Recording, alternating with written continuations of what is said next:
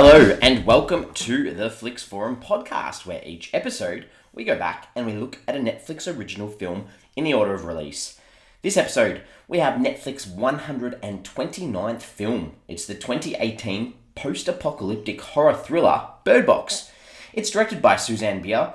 It stars Sandra Bullock, Trevante Rhodes, John Malkovich, Danielle Macdonald, and Sarah Paulson. I am your host, Jesse, and I am back here with another big Netflix film. This film has heaps to have a bit of a chat about because Bird Box is known as one of the most watched films in Netflix history, and this discussion today is going to spoil this film. So if you haven't seen Bird Box, if you're one of those few people out there who hasn't seen it, please do give us a pause now, because we're going to head into some spoiler territory very shortly, where the film Bird Box is going to be given away. So we start our show off with our Fast Flicks, where we do a quick summary of the film. And for me, this one is an unseen evil taking over the world, and this causes death and destruction at the sight of it. Blindfolds are a must. And if you've seen this film, I'm hoping that makes a little bit of sense to you. We'll talk a little bit about the film and the use of blindfolds in this film as well, especially Sandra Bullock's character. So the film history for this one, some info that we can take away from this one that we can learn. So this movie, it is based on a novel from 2014, same title, Bird Box, written by Josh Mallerman. He's written a sequel as well, and it's called Mallory, which is the main protagonist's name, and it's set 12 years after the events of this film. So I haven't read the book. I know that Netflix have announced that a sequel is in development. I'm not sure whether that sequel is going to take on the sequel of the book, or whether it's going to follow characters in a different way, but there is some extra stories on these characters if you're interested.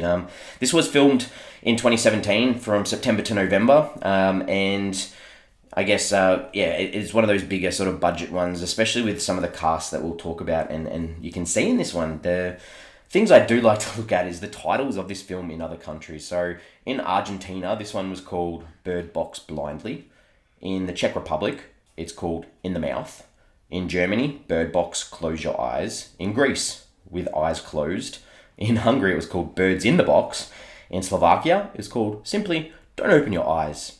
In Spain, it was called Blindly, and Taiwan, it was called Blindfolded You.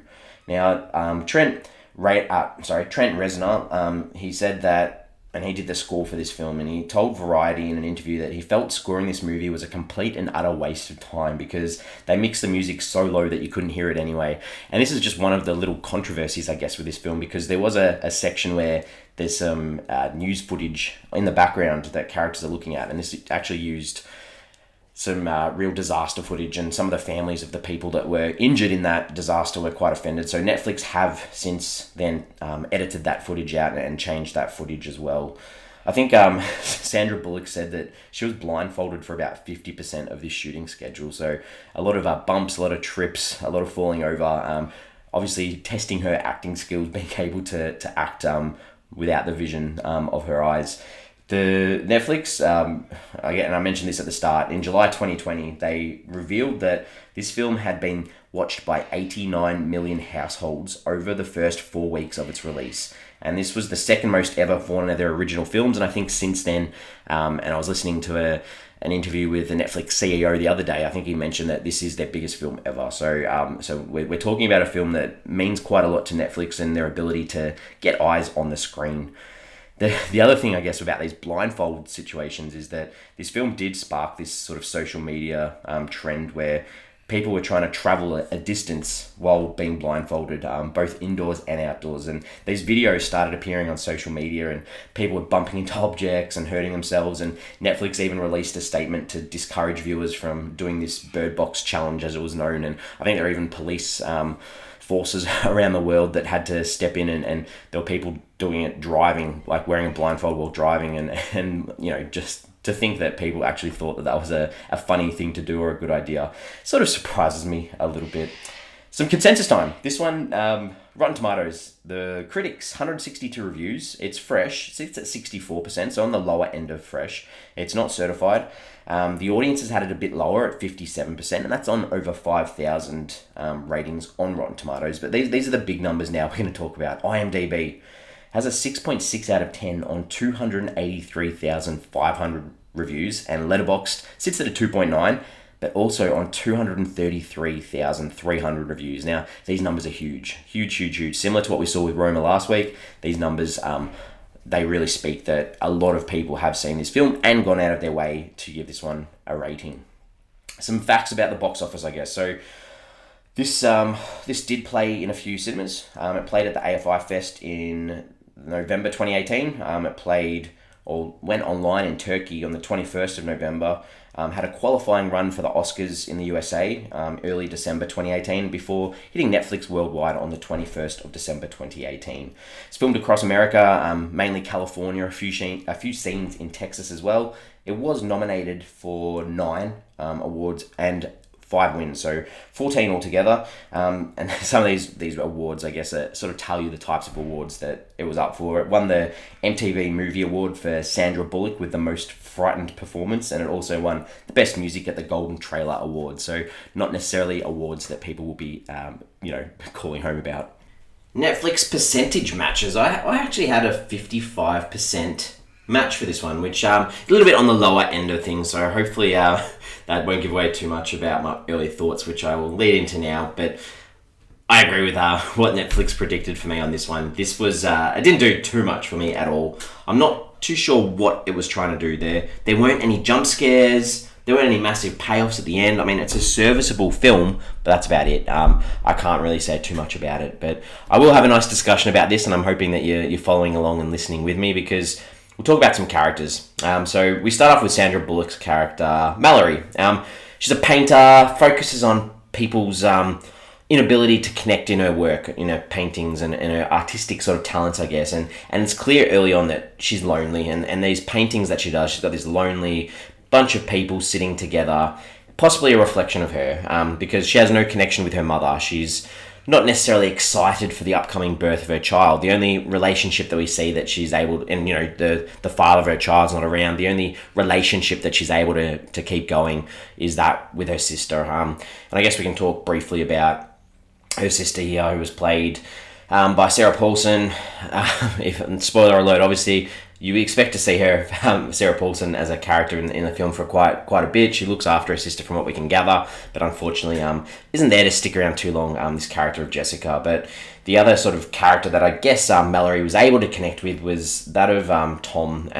And I really would have enjoyed some more from this character, I guess, some more development. But what we got was fairly good. I really enjoyed his little story or his anecdote about being in Iraq and, protecting this father who was walking his kids to school, and then, he decided he'd follow him every day to make sure he was safe. And then, when he left, this father gave him his necklace as like a thank you. And that was just a nice little story that tied in well.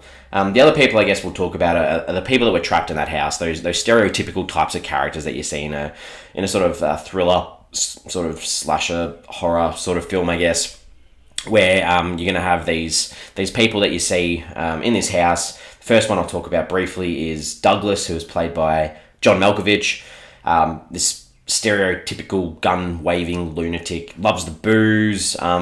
There's this mention of him working in bankruptcy law, which is possibly a dig at him as a person, like sort of saying maybe this isn't the real sort of law that people look up to.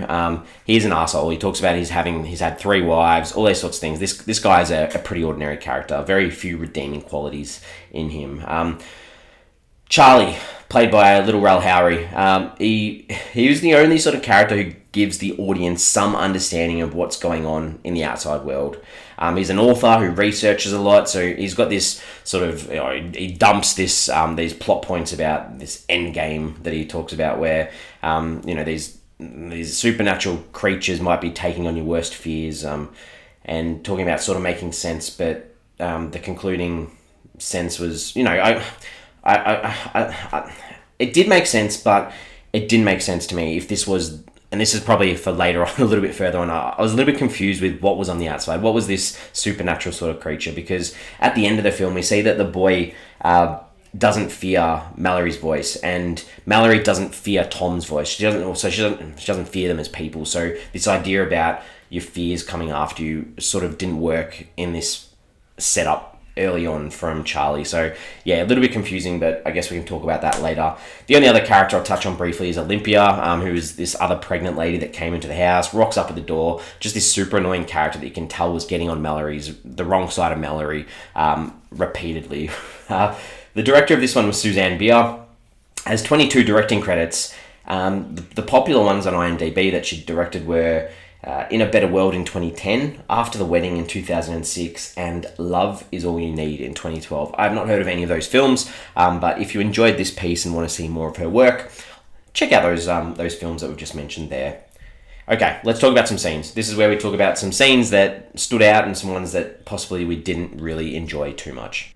Some things that I liked in this one. I really liked the shock factor when Mallory walks into this house and the cast that's sort of standing around the kitchen bench. You had John Malkovich, B.D. Wong was there. I'm a bit of a Law and Order fan, and he's in Jurassic Park and things like that. Jackie Weaver's there, and then also little Rel Howery from Get Out. They're all in this one room, and that was a big surprise to me. I was like, this is cool. This cast is awesome. So that scene actually stood out for me for that reason.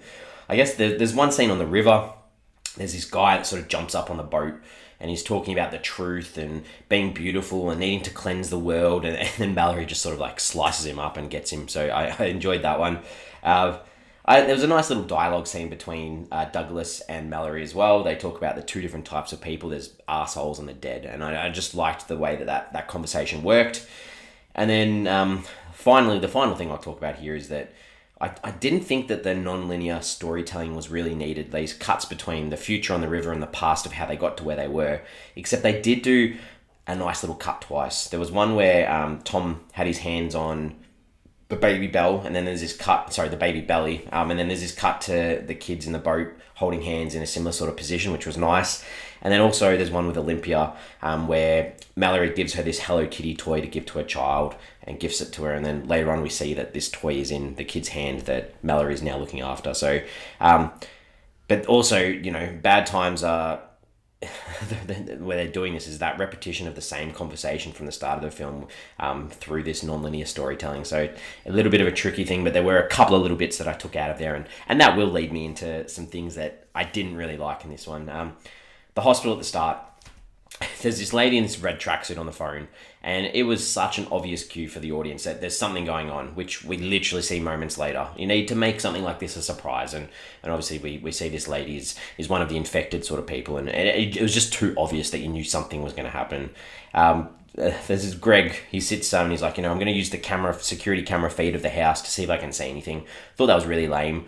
And I'm sure there's more context to this character in the book, because there's these throwaway comments from Douglas about, Greg and his husband being good people. This conversation didn't really add anything. It was like almost a throwaway effect. If you're going to have a moment where, or like you're going to recognize that there's a same-sex couple, don't just make it a throwaway comment. You need to give it more context and more, a bit more oomph to it.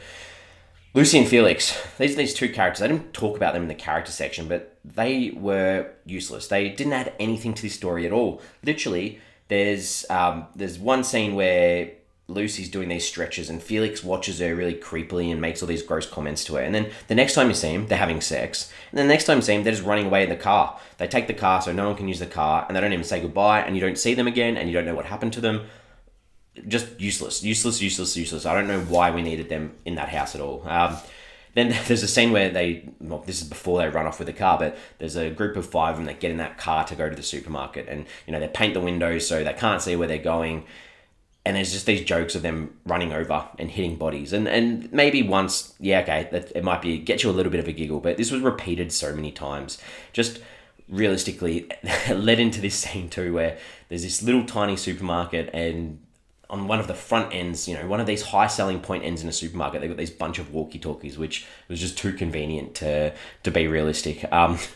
These gross comments between Tom and Mallory in this supermarket as well, where she's talking about her age by saying, I could have been your babysitter, and his response is my hot babysitter. Like gross. A scene down the river, the boat hits a big sort of truck or something in the water, and they have to row to shore. They collect items, and that's about it. Nothing's added to the plot. It's just like an added little road hump that they have to get over that didn't add anything to the story.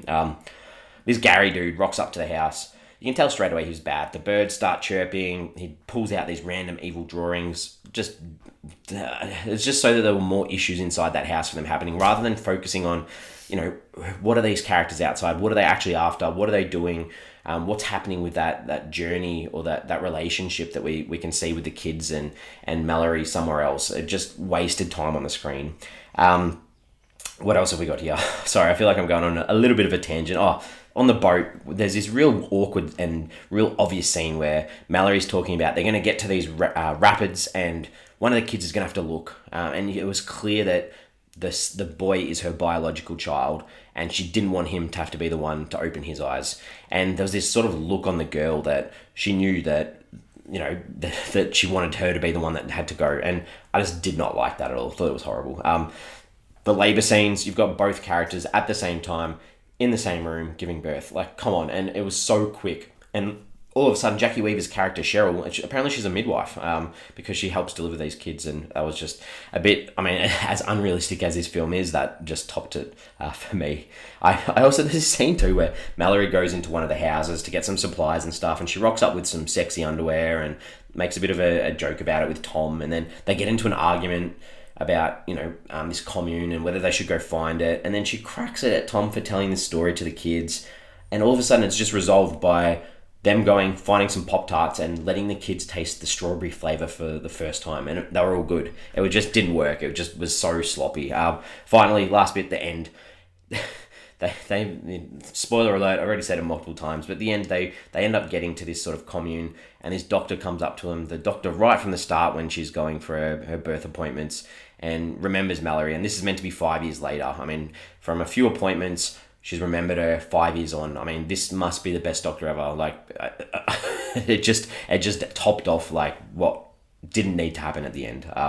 And I was very disappointed with the end. I did want some more from this end. I wanted a surprise. I wanted a shock. I wanted something to give me something to think about afterwards, but realistically this didn't. And that leads me to talk about some themes and some ideas in this one. You've got this idea of survival, the end of the world, everyone's dying. What do you do to survive? Do you take on teamwork and work with other people in this one little house? Do you need to show your own courage and be the person to step out and take control and lead the way? Or what do you need to stay focused? Is being focused and blocking out these distractions of other people and other things the best way to solve or to continue your life in a thing like this? I think that there's a lot in this as well about growing up and thinking more about others than just yourself. And we see this through the character of Mallory. It's this idea, she's fearing becoming a parent. This is another step in her life that she has no control over. And you can tell that she likes to be in control, but she has no idea what's going to happen when she has a child. And she needs to be able to let herself go and account for randomness and account for other people trying to help rather than her just being this person of loneliness. And we see that in the start with her painting, but you've got to have hope to overcome this loneliness. And you need to be able to connect. And sometimes in this age that we're in, there is an inability for people to connect because they're so fixated on their phones that when they actually see people in real life, they don't know how to talk to them normally. I guess the last sort of thing is this us versus them mentality too. You've got the idea of the people who are uninfected and those that are affected, people online. And I looked at a couple of different things that you could look at this as, people with mental health issues, with race, any sort of disability. And, this idea that if you don't look at them and you don't take them on board, it's not going to affect you. So just blocking out the things in society that are too hard or that people, that we realistically should be helping with.